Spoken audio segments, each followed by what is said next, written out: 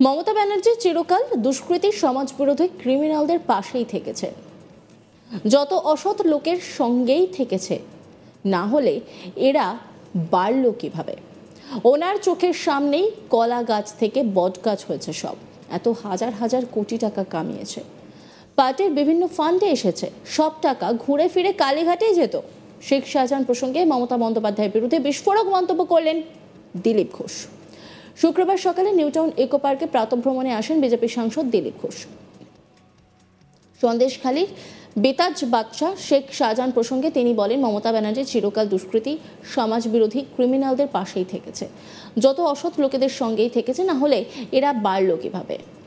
ওনার চোখের সামনেই কলা গাছ থেকে বট গাছ হয়েছে সব। এত হাজার হাজার কোটি টাকা কামিয়েছে, পার্টির বিভিন্ন ফান্ডে এসেছে, সব টাকা ঘুরে ফিরে কালীঘাটেই যেত। কি বলছেন দিলীপ ঘোষ, শোনাবো আপনাদের। মমতা ব্যানার্জি চিরদিন দুষ্কৃতকারী সমাজবিরোধী ক্রিমিনালদের সঙ্গেই থেকেছেন, যত অসৎ লোকের সঙ্গেই থেকেছেন, নাহলে এরা বাড়লো কী করে? ওনার চোখের সামনেই এরা সব কলা গাছ থেকে বট গাছ হয়ে গেছে, এত বড় বড় হয়েছে, এত হাজার হাজার কোটি টাকা কামিয়েছে। আর সেই টাকা পার্টির বিভিন্ন নেতা এবং পার্টির ফান্ডে এসছে চিরদিন, সব টাকা ঘুরে ফিরে কালীঘাটেই যেত। এখন তো টান পড়েছে চেঁচামেচি, নাহলে এই যে লক্ষ লক্ষ কোটি টাকার কোনো হিসাব নেই, কেন্দ্র সরকারের পাঠানো বিভিন্ন টাকার, সে টাকা গেছে কোথায়? সাধারণ মানুষ পায়নি। তাদের সমস্ত অধিকার থেকে বঞ্চিত করে এই ধরনের কিছু দুষ্কৃতকারীকে তৈরি করা হয়েছে, নেতাকে, আর তাদের মাধ্যমে পার্টির লোকেরা ফুলে ফেটে উঠেছে। একই সঙ্গে কলকাতার একাধিক জায়গায় ইডি হানা নিয়ে সাংবাদিকরা প্রশ্ন করলে দিলীপ বলেন, হাজার দুর্নীতি, হাজার মামলা, এখন শেষ ভরসা ইডি। তাই তাদের রোজ কোথাও না কোথাও যেতে হচ্ছে, রেড করতে হচ্ছে, তত্ত্ব ব্যবহার করতে। এত মামলা আর এত দুর্নীতি ইতিহাসে কেউ কখনো শোনেননি, আর কোথাও হয়নি। সাধারণ মানুষও তাকিয়ে আছে ইডির দিকে, তাড়াতাড়ি শেষ হয়ে রেজাল্ট আসুক, সাজা হোক। কি বলছেন দিলীপ ঘোষ, শোনাবো আপনাদের। হাজার দুর্নীতি, হাজার মামলা, এখন শেষ ভরসা ইডি। সেই জন্য রোজই কোথাও না কোথাও তাদেরকে যেতে হচ্ছে, রেড করতে হচ্ছে, তথ্য জোগাড় করতে হচ্ছে। এত মামলা আর এত দুর্নীতি কেউ কোনো ইতিহাসে শোনেনি, কোথাও হয়ওনি। তো সাধারণ মানুষ তো তাকিয়ে আছে ইডির দিকে, তাদেরকে কাজ করতেই হবে। আমরাও চাই তাড়াতাড়ি তদন্ত শেষ হয়ে রেজাল্ট আসুক, সাজা হোক। এরপর সন্দেশখালীর ঘটনায় ডিজি সহ আইপিএস এবং ডিস্ট্রিক্ট ম্যাজিস্ট্রেট তলব প্রসঙ্গে বলেন, আমিও প্রিভিলেজ কমিটিতে আছি, সম্ভবত ওখানেও ডাকা হতে পারে, আমরাও সব তথ্য ওখানে তুলে ধরবো। আজকে যে এমপিদের টিম আসছে, বেশিরভাগ সব মহিলা এমপি মন্ত্রী আছে, তারা যাবে ওখানে, দেখা যাক পুলিশ তাদের সঙ্গে কি ব্যবহার করবে। তারাও বাস্তব পরিস্থিতি দেখে যাবে পশ্চিমবাংলার। কি বলছেন তিনি, শোনাব আপনাদের। আমি প্রিভিলেজ কমিটিতে আছি, সম্ভবত ওখানে ডাকা হতে পারে। তো সেই জন্য আমরাও দেখব, ওখানে এই তথ্য সব তুলে ধরবো কমিটির সামনে।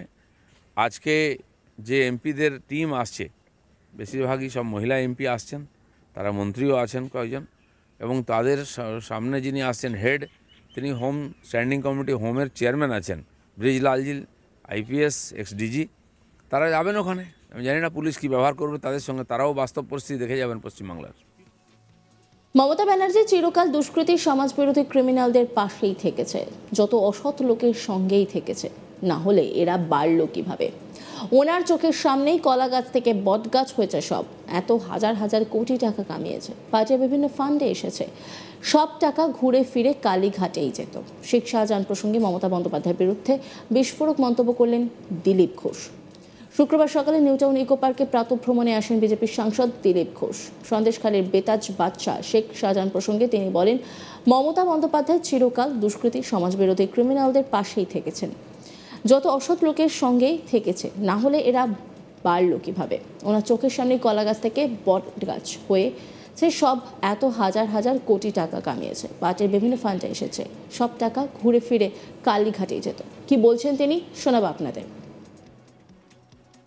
মমতা ব্যানার্জি চিরদিন দুষ্কৃতকারী সমাজবিরোধী ক্রিমিনালদের সঙ্গেই থেকেছেন, যত অসৎ লোকের সঙ্গেই থেকেছেন, নাহলে এরা বাড়লো কী করে?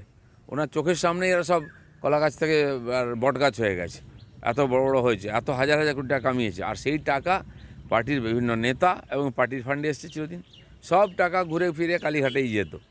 এখন তো টান পড়েছে চেঁচামেচি, নাহলে এই যে লক্ষ লক্ষ কোটি টাকার কোনো হিসাব নেই, কেন্দ্র সরকারের পাঠানো বিভিন্ন টাকার, সে টাকা গেছে কোথায়? সাধারণ মানুষ পায়নি।